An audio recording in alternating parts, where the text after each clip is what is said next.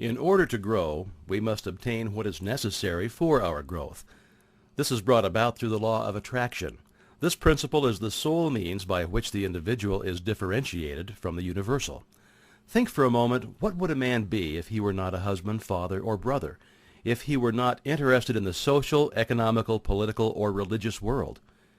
He would be nothing but an abstract, theoretical ego. He exists, therefore, only in his relation to the whole, in his relation to other men, in his relation to society. This relation constitutes his environment, and in no other way. It is evident, therefore, that the individual is simply the differentiation of the one universal mind, which lighteth every man that cometh into the world. And his so-called individuality or personality consists of nothing but the manner in which he relates with the whole. This we call his environment, and is brought about by the law of attraction. Part 18, which follows, has something more to say concerning this important law. There is a change in the thought of the world. This change is silently transpiring in our midst, and is more important than any which the world has undergone since the downfall of paganism. These present revolutions in the opinions of all classes of men, the highest and most cultured of men, as well as those of the laboring class, stands unparalleled in the history of the world. Science has of late made such vast discoveries, has revealed such an infinity of resources, has unveiled such enormous possibilities and such unsuspected forces, that scientific men more and more hesitate to affirm certain theories as established and beyond doubt, or to deny other theories as absurd or impossible. A new civilization is being born. Customs, creeds, and precedent are passing. Vision, faith, and service are taking their place. The fetters of tradition are being melted off from humanity, and as the impurities of materialism are being consumed, thought is being liberated, and truth is rising, full, robed before an astonished multitude. The whole world is on the eve of a new consciousness, a new power, and a new realization within the self. Physical science has resolved matter into molecules, molecules into atoms, and atoms into energy, and it has remained for Mr. J. A. Fleming, in an address before the Royal Institution, to resolve this energy into mind. He says, "In its ultimate essence, energy, man may be incomprehensible by us except as an exhibition of the direct operation of that which we call mind or will. And this mind is the indwelling and ultimate. It is immanent in matter as in spirit. It is the sustaining, energizing, all-pervading spirit of the universe. Every living thing must be sustained by this omnipotent intelligence, and we find the difference in individual lives to be largely measured by the degree of this intelligence which they manifest. It is greater intelligence that places the animal in a higher scale of being than the plant, the man higher than the animal, and we find that this increased intelligence is again indicated by the power of the individual to control modes of action, and thus to consciously adjust himself to his environment.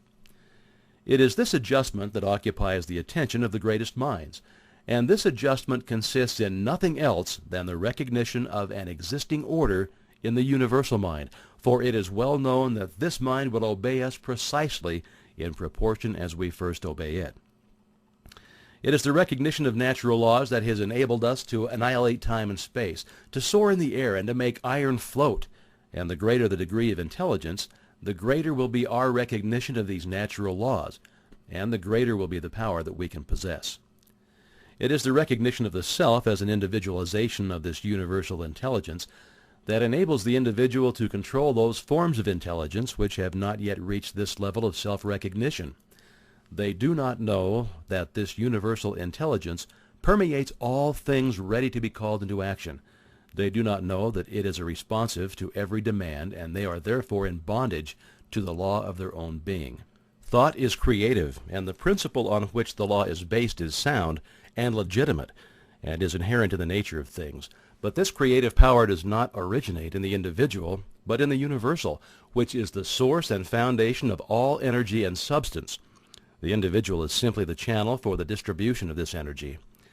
The individual is simply the means by which the universal produces the various combinations which result in the formation of phenomena, which depends upon the law of vibration, whereby various rates of rapidity of motion in the primary substance form new substances only in certain exact numerical ratios.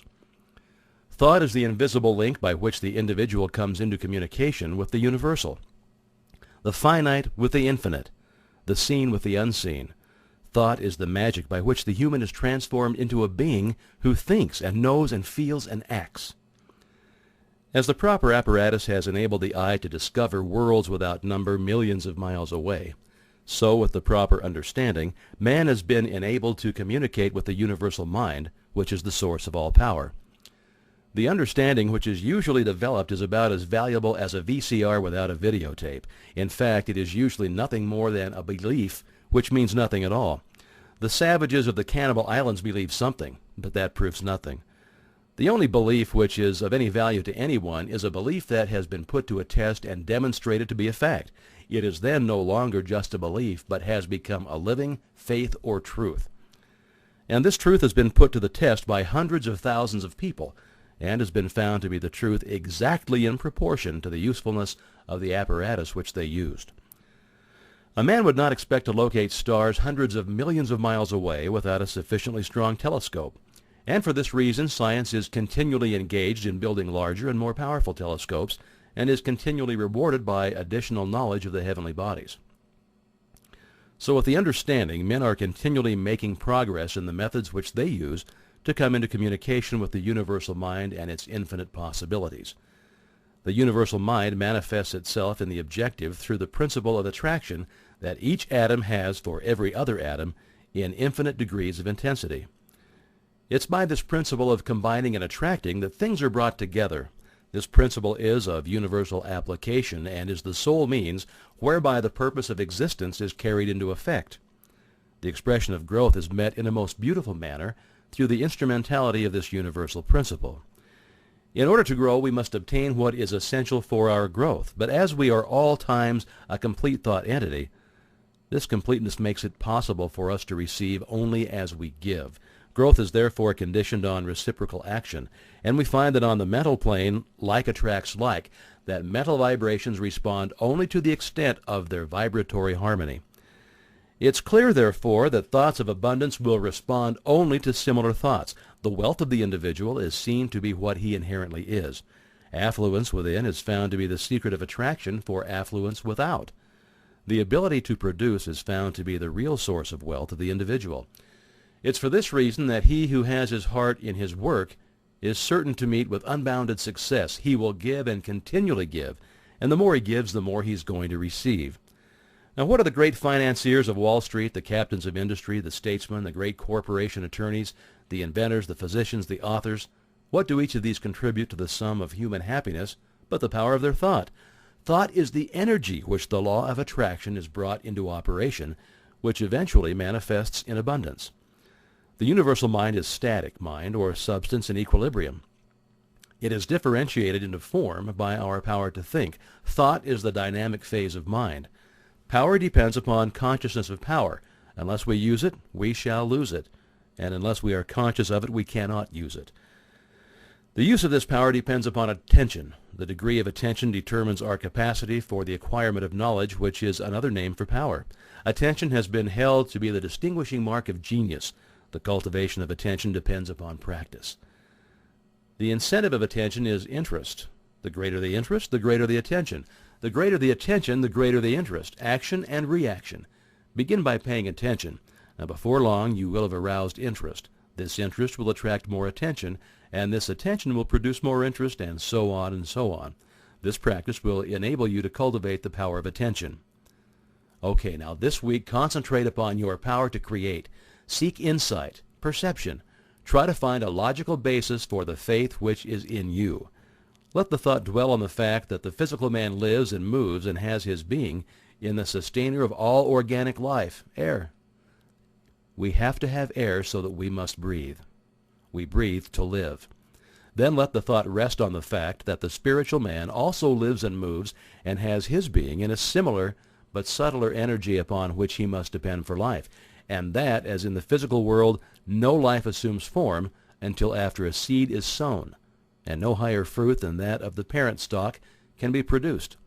So in the spiritual world, no effect can be produced until the seed is sown, and the fruit will depend upon the nature of the seed, so that the results which you secure depend upon your perception of law in the mighty domain of causation, the highest evolution of human consciousness.